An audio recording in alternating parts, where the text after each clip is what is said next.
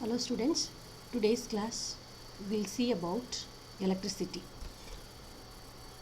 This comes under your basic physics.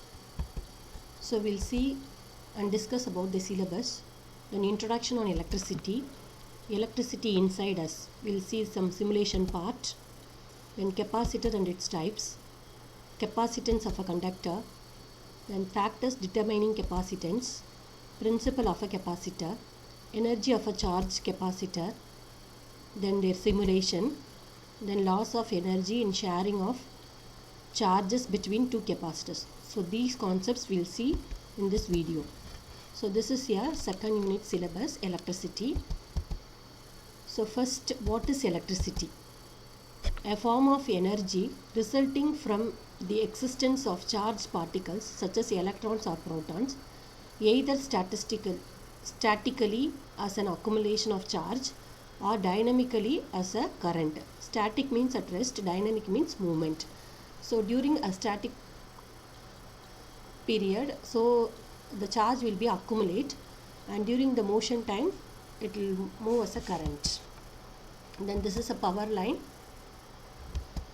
and the next we'll see the simulation part on electricity inside us. Okay, here I have given the URL. Just to copy this URL and paste it in a browser or a Chrome, and you can see the simulation part. And what is capacitor? It is a device used to store charge in an electrical circuit. Let me repeat, it is a device used to store charge in an electrical circuit. So these are the types of capacitors. So in addition to that, there are many more capacitors like film capacitors, electrolytic capacitors. Again, I have given for you for revision. What is capacitor? It is a device used to store charge in an electrical circuit. So this is also the types of capacitors.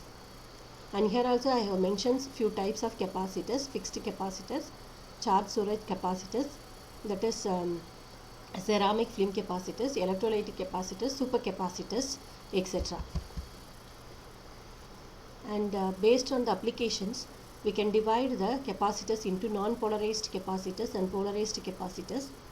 So this ceramic capacitors, film capacitors comes under non-polarized, electrolytic and supercapacitor comes under polarized capacitors, and these all are the specification of non-polarized capacitors. And similarly, these all are the types and the specifications for polarized capacitors.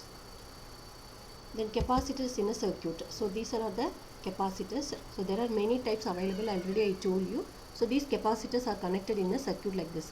See, this is also a capacitor, this is also a capacitor, this is also a capacitor, and these also a capacitor. These things are capacitors. So the capacitors, this is the symbol for capacitor. We have to connect, we have to put two parallel lines. C is a capacitor, L is the inductance, and R is the resistance. And this is just I have given to understand how to represent capacitor in a circuit. So we have to represent two parallel lines. That is the symbol for capacitor. Then the property of a capacitor is to store charge on its plate in the form of an electrostatic field is called the capacitance of a capacitor. Let me repeat it. The property of a capacitor is to store charge on its plate in the form of an electrostatic field is called capacitance of a capacitor.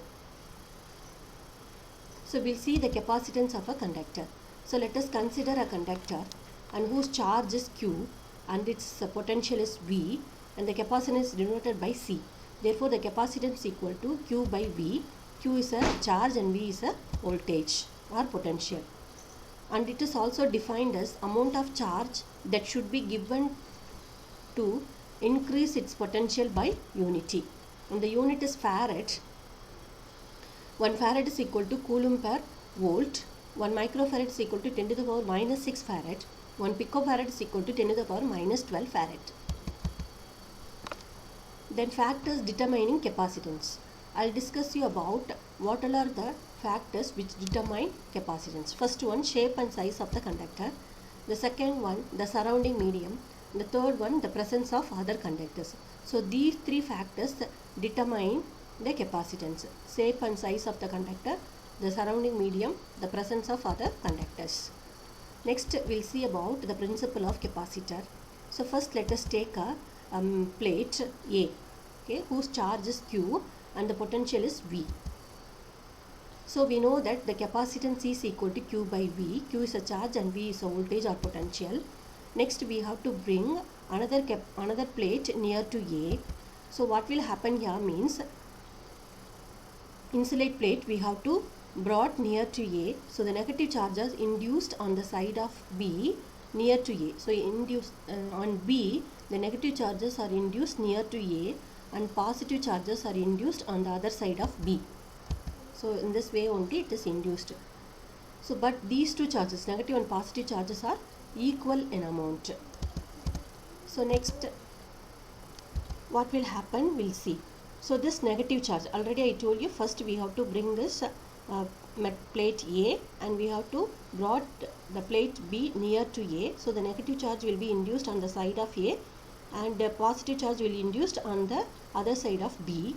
So the negative charge in B, this negative charge in B decrease the potential of A, whereas the positive charge in B, these positive charges in B increase the potential in A. But see here, the negative charges are near to A, therefore the overall net charge in net potential or net potential in A will be decreases. If the potential decreases means automatically the capacitance in A is increases, because we know that the potential and capacitance are indirectly proportional. From the formula we can see that C is equal to Q by V, both are indirectly proportional. Then what will happen when we earthen this plate B? So this positive charges will get neutralized, then the potential of A is also decreases further. So what will happen if the potential decreases means then the capacitance increases gradually. So this is the overall circuit. First we have to take A and B should be keep near to A, the negative charge induced near to A and positive charge induced on the other side of B, and this negative charge decrease the potential of A, this positive charge increase the potential of A. But compare with positive and negative, this negative charge is near to A, so the overall potential in A will be decreases. If potential decreases means the capacitance will be increases. The next step we have to earthen this P plate, then positive charge will get neutralized. Again the potential in A will be decreased due to negative charges. So overall the capacitance in A will be increases. So this is the principle of capacitor. So next I'll move to energy of a charged capacitor. Let us consider this small circuit. So here the parallel plate capacitor A and B are connected with the power supply. So this is positive of the power supply and this is negative, and AB is a parallel plate capacitor, Q is a charge and B is a potential difference, and dQ is an additional charge given to the plate, and dW is the work done of the battery. So work done is equal to V dash dQ dash. We know the formula C is equal to Q by V. From that you can calculate V or V dash. V dash is equal to Q dash by C. So instead of this V dash we have to substitute the value and we'll get it. And this work done from dW we can calculate W by integrating that from the limit 0 to W. So we have to take the constant term outside, Q into dQ, which is equal to Q square divided by 2. So Q square divided by 2C. And this work done is stored as a potential energy in a capacitor. So the potential energy Q is equal to U is equal to Q square divided by 2C, and substitute the value of Q. So then half into CV squared, which is equal to half into QV. So this charge can be recovered if the capacitor is allowed to discharge. Then energy of the charge capacitor, simulation part, here I have given the URL. Just to copy this URL and paste it and you can understand the simulation part.